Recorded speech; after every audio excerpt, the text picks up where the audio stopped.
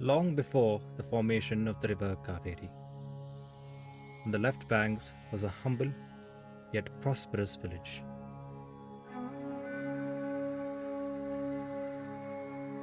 Rich in culture, heritage, tradition, beliefs, and art. Named Kannambadi after the sage Kanva, who is said to have meditated and laid the Kanveshwar Linga here. This village was home to about 4,000 people. A land that witnessed many dynasties rise and fall was lost and forgotten the waters of Kaveri.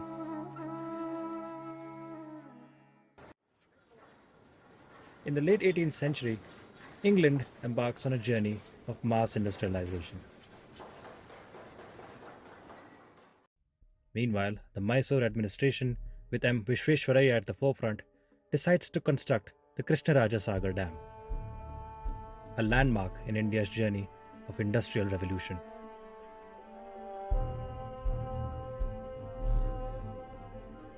About 25 villages and three major temples of the Hoysala era, the Kanmeshwar temple, the Lakshmi temple, and the Venugopala Swami temple went under.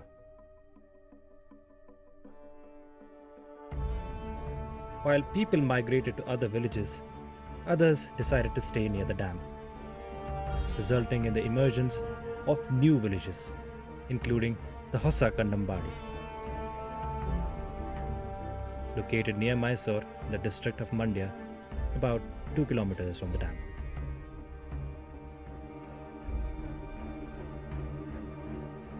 Though the villagers had to leave the temples behind, the idols were taken out and relocated. New temples were built on the outskirts of the village to honor the ones that submerged during the construction of the dam. Every year, the villagers host festivals around the temple in an attempt to revive Kannambadi's cultural legacy. A lost culture. A race towards development. A piece of history reconstructed.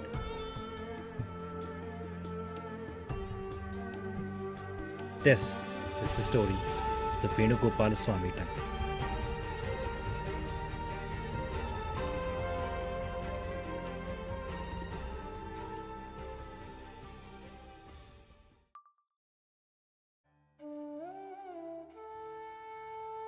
India, the land of temples. A place with a history so exceptional it has left it with a plethora of architectural marvels. Some hundreds, and others even thousands of years old, with early signs of idol worship dating all the way back to the 4th or 5th century. In the north, one can find the Nagara style of architecture, a type of temple mentioned in the Shilpa Shastra. Nagara style is what we see in the most part of India, North India, where we see those, like Kandarya Mahadeva, Central India, Orissa. All of these places, even Gujarat and all, have beautiful Nagara style temples.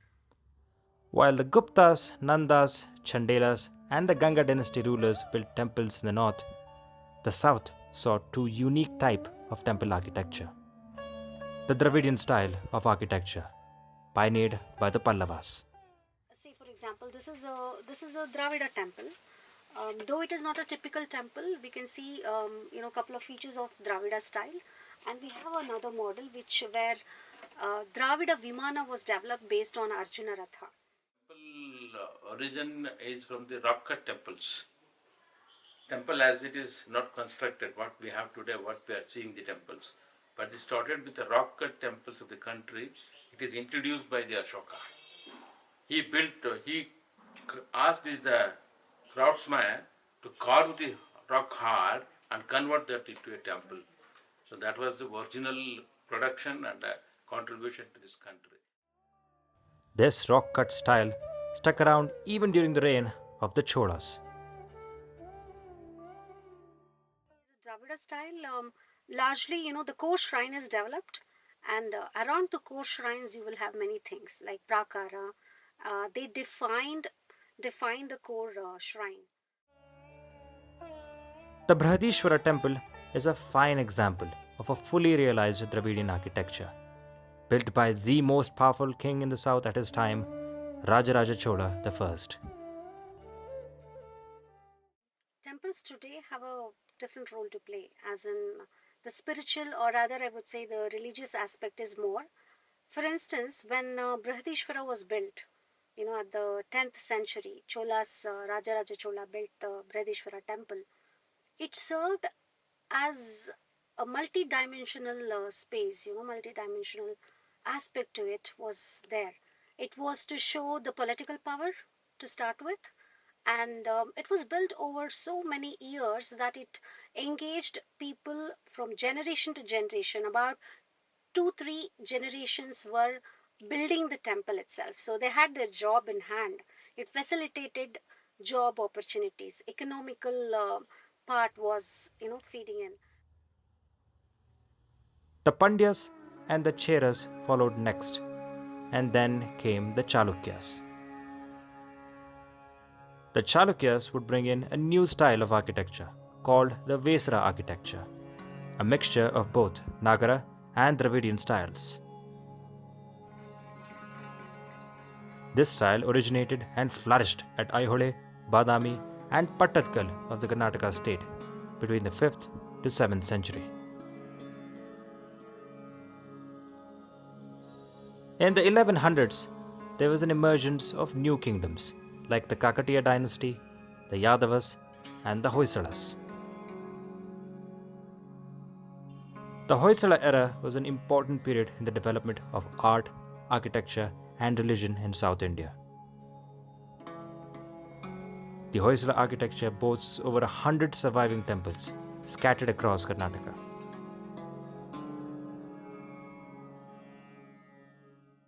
The Hoysalas built three types of temples. Four types I can say.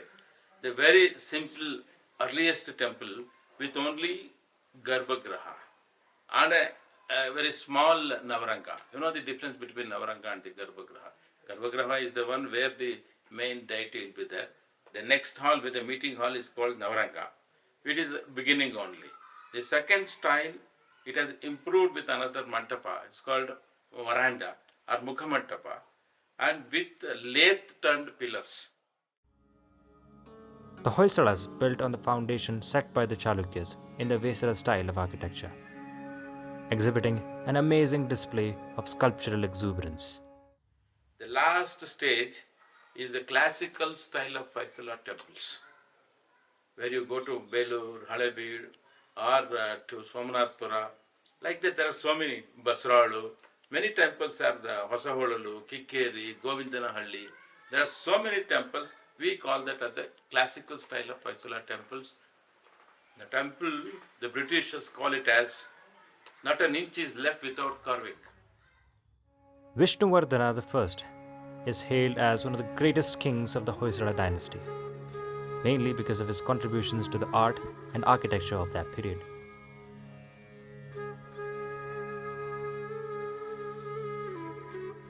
To celebrate his success against the Cholas, he built the spectacular Channakeshava temple at Belur. Around the same time, Vishnuvardhana moved capitals from Belur to Halebeedu and constructed the Hoysaleshwara temple, a Shaivite temple more ornate than the one at Belur. The outer walls of all these temples contain an extremely intricate array of stone sculptures and carvings that depict the Hindu epics and gods.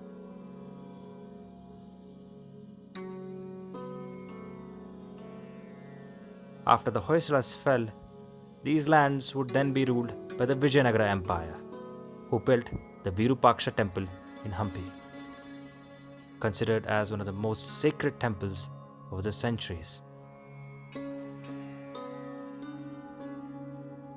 The Hoysalas contributed significantly to the development of many creative fields, spiritual and humanistic thought.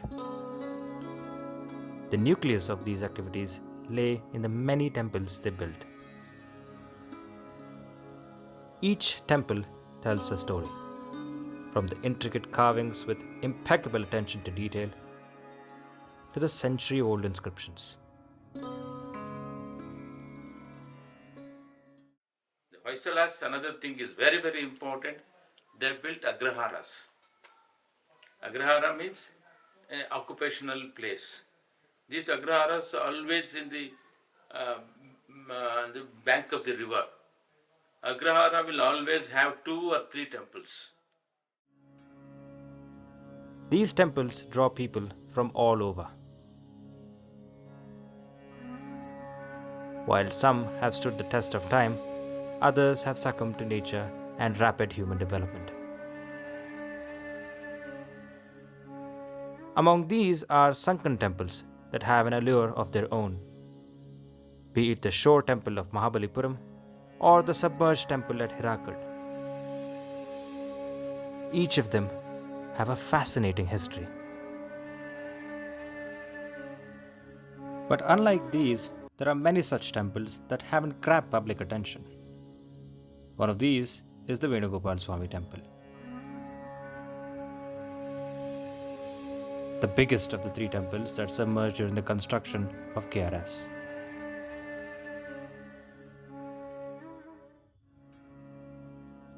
A mighty structure that donned the Vesara architectural style. According to the experts around that area, the temple resembles an early form of Hoysala architecture. But according to early scripts, it is said that the temple was constructed by Veeraballala III in the 12th century, the last great king of the Hoysala Empire.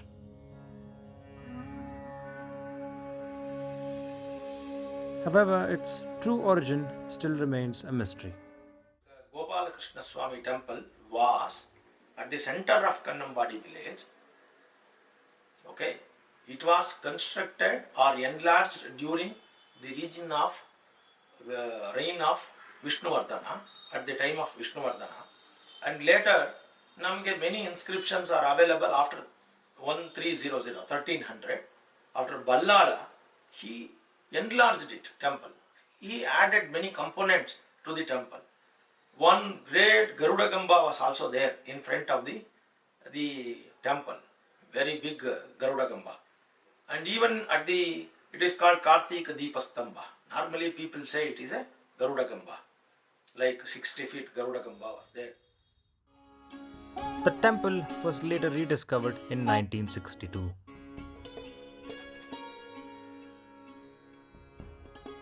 A severe drought had led to a decrease in the dam's water level. ಪ್ರತೀತಿ ಇದೆ. ಈ ಪ್ರತೀತಿ ಬರ್ತಾ ಬರ್ತಾ ಬರ್ತಾ ಬರ್ತಾ ಅದರದ್ದು time table change ಆಗಿ ಒಂದಷ್ಟು ದಿನ ಒಂದಷ್ಟು ವರ್ಷ 8ರಿಂದ 10 ವರ್ಷ ಬಂದು ನಮಗೆ ಇರ್ರೆಗ್ಯುಲರ್ ಕ್ಲೌಡ್ಸು ಮತ್ತು ಇರ್ರೆಗ್ಯುಲರ್ ಮಳೆ ಬರದೇ ಇರೋ ಕಾರಣ ನಮಗೆ ಡ್ಯಾಮಲ್ಲಿ ನೀರು ತುಂಬ್ತಾ ಇರಲಿಲ್ಲ. Around the summers of 2001 to 3, the temple had fully resurfaced. This caught the attention of the locals.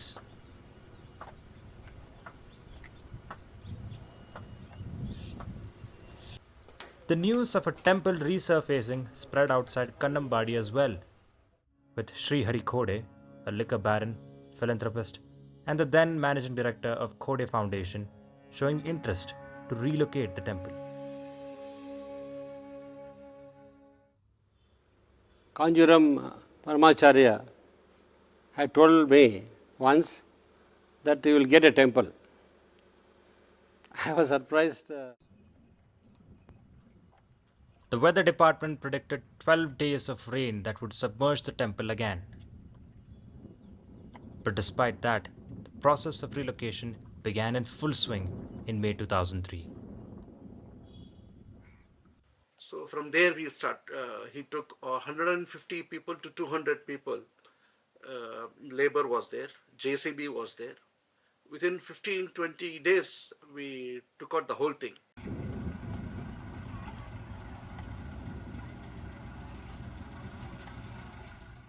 The excavation was quick yet systematic.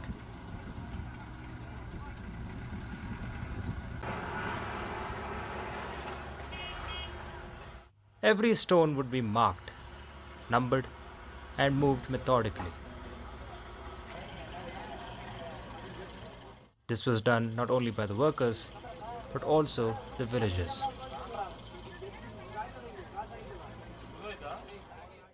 ಈ ದೇವಸ್ಥಾನ ಏನಕ್ಕೆ ವಿಶೇಷ ಅಂತಂದರೆ ಇದು 70ರಿಂದ 80 ವರ್ಷ ನೀರಲ್ಲಿ ಮುಳುಗಿತ್ತು.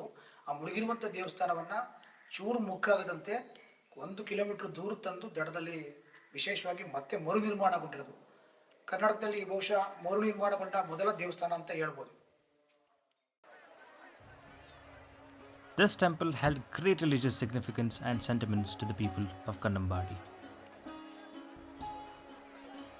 They even hold a temple festival today, where people from around 25 villages that moved during the dam's construction meet to remember and celebrate the glory of the old Kannambadi.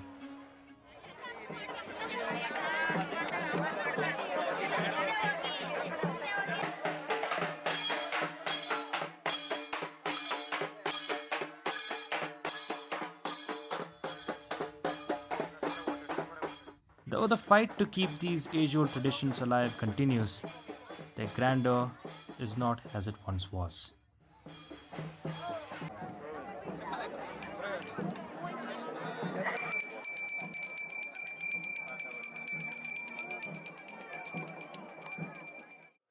The purpose of construction the dam was to help the villages. Lakhs of villages got the water. Bangalore, you are getting the river water for drinking purpose. Mysore, Mandya, Srirangpatna, on the way up to Kanakpura you can see, and Kanakpura to Bangalore, the drinking water facility is from that. You have to gain something and you have to lose something. But these villages have submerged. Dam benefit ಅಂದರೆ ನಮಗೆ ಈಗ ಡ್ಯಾಮ್ನಿಂದ ಕೆನಾಲ್ಗಳಿಗೆ ನೀರು ಹೋಗುತ್ತೆ. ಕೆನಾಲ್ಗಳಿಗೆ ನೀರು ಹೋದಾಗ ಅದರಿಂದ ನಮಗೆ ಕಂದಾಯ ವಸೂಲಿ ಆಗುತ್ತೆ. ನೀರಿನ ಕಂದಾಯ ವಸೂಲಿ ಆಗುತ್ತೆ. ವಸೂಲಿಯಾಗಿ ಅದು ಗೌರ್ಮೆಂಟ್ಗೆ ಒಂದು ಸಪೋರ್ಟ್ ಆಗಿ ಅದರಿಂದ ಜನಗಳಿಗೆ ಅನುಕೂಲ ಆಗುತ್ತೆ.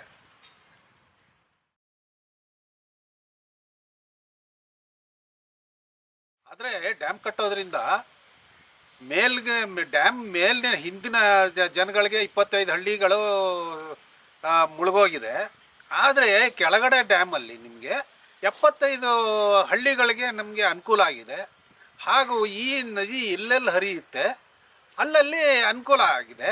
ಅಲ್ಲಿಂದ ನೀವು ನೀರಿನ ವ್ಯವಸ್ಥೆ ಬೇರೆ ಎತ್ತರದ ಪ್ರದೇಶಕ್ಕೆ ಪಂಪ್ ಮೂಲಕ ಬೇರೆ ಇನ್ಯಾವುದೋ ವ್ಯವಸ್ಥೆ ಮಾಡಿ ಅದು ನೀರಿಗೆ ಅನುಕೂಲ ಆಗಿರುತ್ತೆ. ಅದರಿಂದ ಡ್ಯಾಮ್ ಕಟ್ಟೋದು ಸೂಕ್ತ ಅಂತ ನನ್ನ ಮನಸ್ಸಿಗೆ ಅನಿಸುತ್ತೆ sir.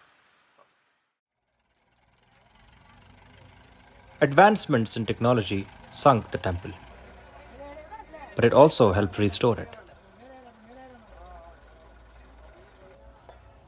Over 200 laborers and even the locals of Kannambadi volunteered.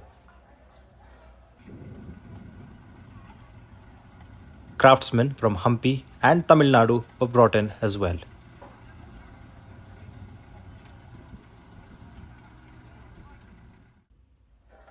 Years of dedication and thousands of man-hours were put into the reconstruction of this sunken marvel.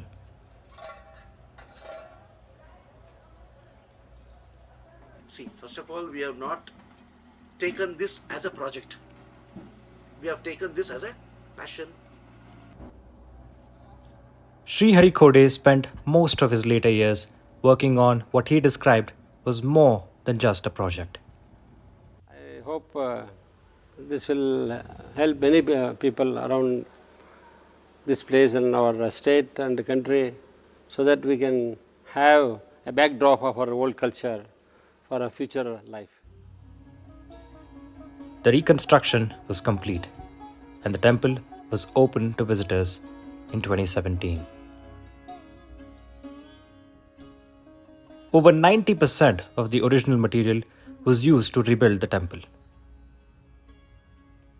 The stones that could not be salvaged were replaced. ಇದೊಂದು ಯೋಗ ಅಂತ ಹೇಳ್ಬೋದು. ಯಾಕೆಂದರೆ ಬೇರೆ ರೀತಿಯ ಹೊಯ್ಸಳ ಶೈಲಿಯ ಕಲ್ಲುಗಳಾಗಿದ್ದರೆ ಅದು ಬಳಪದ ಕಲ್ಲು, ಕಪ್ಪು ಕಲ್ಲಾಗಿತ್ತು. ಆ ರೀತಿ ಕಲ್ಲುಗಳನ್ನ ನಾವು ಸಿದ್ಧ ಮಾಡೋದಕ್ಕೆ ಕಷ್ಟ ಆಗ್ತಿತ್ತು. ಇದು ಸಾಧಾರಣ ಕಲ್ಲು ಥರನೇ ಇರೋದ್ರಿಂದ ನಮಗೆ ಇದರ ಕಲ್ಲುಗಳ ಲಭ್ಯತೆ ಸಿಕ್ಕಿತು. ಅದೇ ಥರ ಕಲ್ಲುಗಳನ್ನ ಕಟ್ ಮಾಡಿ ಎಲ್ಲೆಲ್ಲಿ ಡ್ಯಾಮೇಜ್ ಆಗಿತ್ತು, ಎಲ್ಲೆಲ್ಲಿ ಒಡೆದೋಗಿತ್ತು, ಎಲ್ಲೆಲ್ಲಿ ಸಿಬಿರಿದ್ದೋಗಿತ್ತು ಆ ಜಾಗಕ್ಕೆ ಈ ಕಲ್ಲುಗಳನ್ನು ವಿವಿಧ ರೀತಿಯ ಶಿಲ್ಪಿಗಳು ಅದನ್ನು ಡಿಸೈನ್ ಮಾಡಿ ಒಳಗೆ ಸೇರಿಸಿದ್ದಾರೆ. ಹಾಗಾಗಿ ಕಾಲಾನಂತರದಲ್ಲಿ ಈಗ ಎಷ್ಟೋ ವರ್ಷಗಳಾದ್ಮೇಲೆ ನಮ್ಗೆ ಗೊತ್ತಾಗ್ತಾನೆ ಇಲ್ಲ ಇದು ಪ್ಯಾಚ್ ಮಾಡಿರೋದು ಅಂತ. ಹಾಗಾಗಿ ನಮಗೆ ಈ ಥರ ಗಟ್ಟಿ ಕಲ್ಲು ಈ ದೇವಸ್ಥಾನದಲ್ಲಿ ಇದ್ದದ್ದು ಅದೊಂದು ಪುಣ್ಯ ಅಂತ ಅನ್ಕೋಬೋದು. ನಾವು ಅದನ್ನ ರಿನೋವೇಷನ್ ಮಾಡೋದಕ್ಕೆ ಅನುಕೂಲ ಆಯಿತು. While there was no dispute amongst the Khodes and the villagers, there was one condition that the villagers put forth Sri Hari Khode. The original idols of the Venugopala Swami temple, which were now in the north bank, would not be moved to the new temple. Bharat ಬ್ಯಾಂಕಲ್ಲಿ ಆ ದೇವಸ್ಥಾನಗಳಲ್ಲಿ ವಿಗ್ರಹಗಳನ್ನ ಈಗಾಗಲೇ ಪ್ರತಿಷ್ಠಾಪನೆ ಮಾಡಿದ್ದಾರೆ. ಅವರ ಆಶಯಕ್ಕೆ ನಾವು ವಿರುದ್ಧವಾಗಿ ನಡ್ಕೊಳ್ಳೋದು ಬೇಡ. ಅವರು ಪ್ರೀತಿಯಿಂದ ಕೊಟ್ಟರೆ ಅದನ್ನು ಸ್ವೀಕರಿಸೋಣ. ಇಲ್ಲದೇ ಇದ್ದರೆ ಅದಕ್ಕೋಸ್ಕರ ನಾವು ಒತ್ತಾಯ ಮಾಡೋದು ಬೇಡ ಅಂಥೇಳಿ ಹರಿಕೊಡವರು ಏನು ಮಾಡಿದ್ರು, ಮೂಲ ವಿಗ್ರಹ ಹೇಗಿದ್ದು ಕೂಡ ವೇಣುಗೋಪಾಲ ಮಾಡಲೇಬೇಕು, ಅದರಲ್ಲಿ ಯಾವುದೇ ಗೊಂದಲ ಇಲ್ಲ. ಈ ಸುತ್ತ 46 ಉಪವಿಗ್ರಹಗಳನ್ನ ಅಥವಾ ವಿಗ್ರಹಗಳನ್ನ ಪ್ರತಿಷ್ಠಾಪನೆ ಮಾಡೋದಕ್ಕೆ ಎಲ್ಲ ರೀತಿಯ ಸಾಧು ಸಂತರ ಜೊತೆ ಚರ್ಚೆ ಮಾಡಿ ಎಲ್ಲರಿಗೂ ಒಪ್ಪಿಗೆ ಆಗಿರುವ ರೀತಿ, ಯಾವುದೇ ಒಂದು ಪಂಥಕ್ಕೆ ವಿರುದ್ಧವಾಗದೇ ಇರೋ ರೀತಿ ಅವರು ಆಲೋಚನೆ ಮಾಡಿ ಒಂದು ಹೊಸತನವನ್ನು ಇಲ್ಲಿ ಸೃಷ್ಟಿ ಮಾಡಿದ್ದಾರೆ. While the original idols remained in North Bank, a new Venugopala Swami idol was installed in the new temple.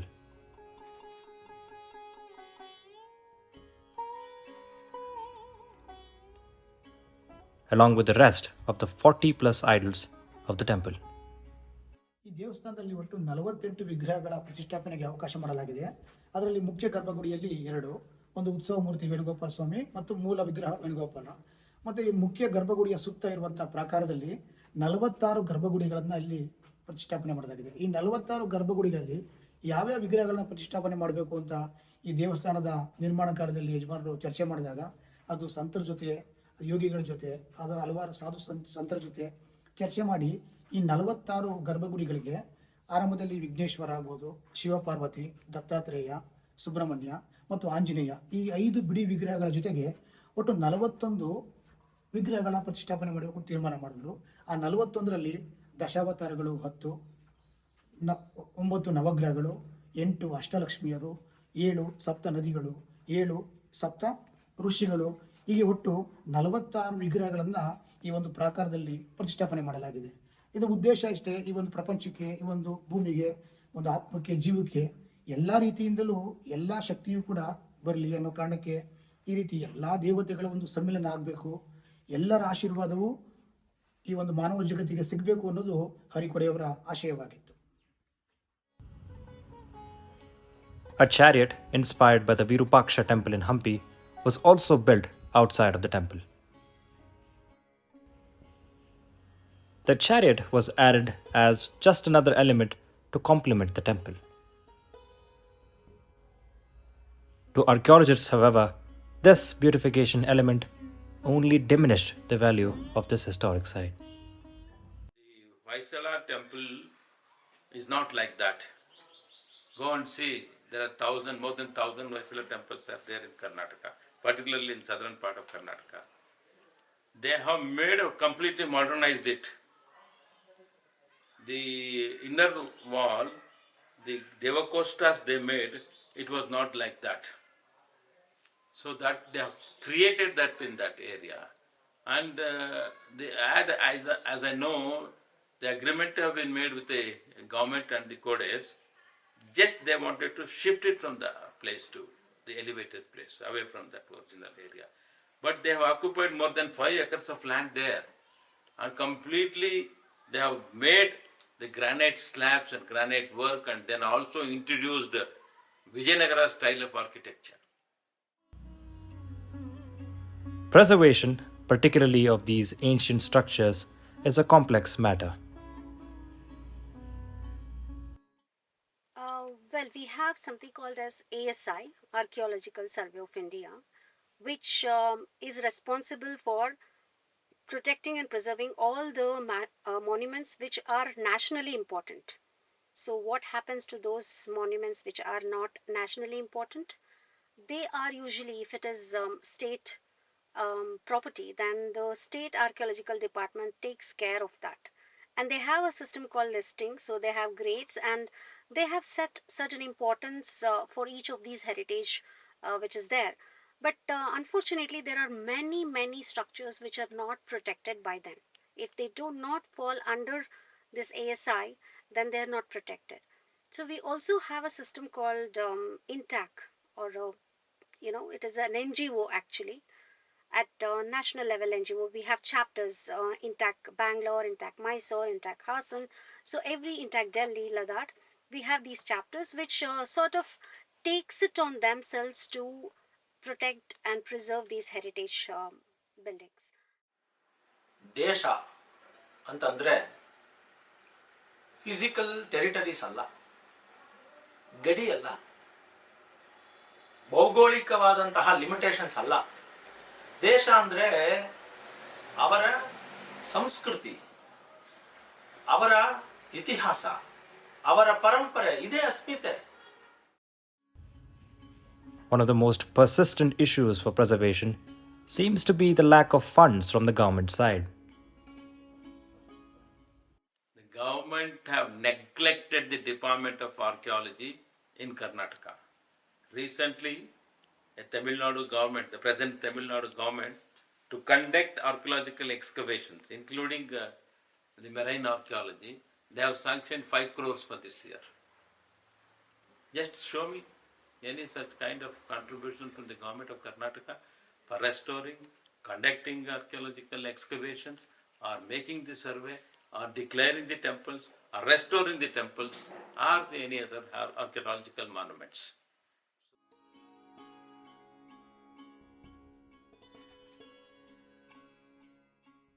Article number 49 ಅಂತೂ ಕ್ಲಿಯರ್ ಆಗಿ ಹೇಳುತ್ತೆ, protection of our heritage, natural heritage, historical heritage, monuments, it is the duty of every citizen of India.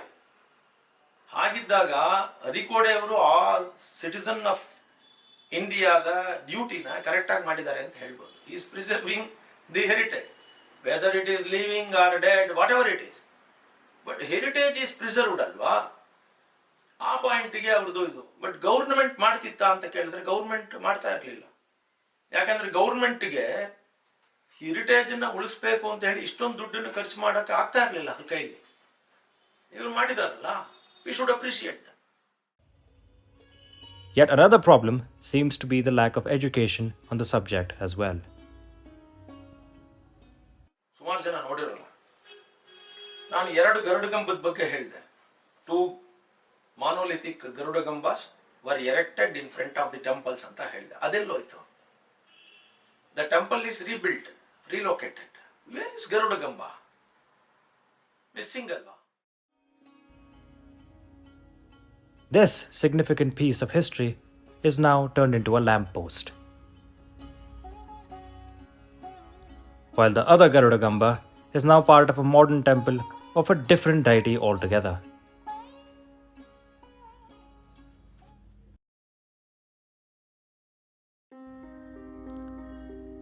There is a need to strike a balance between modernization and preservation. While advancement in technology is vital and inevitable, we also need to find ways to preserve these architectural and cultural marvels built by our ancestors. These are also symbols of human intellectual achievement after all. While steps are being taken to understand the significance and the history behind these sunken temples, there are many more that remain forgotten. Fortunately for the Venugopala Swami temple, its history lives on.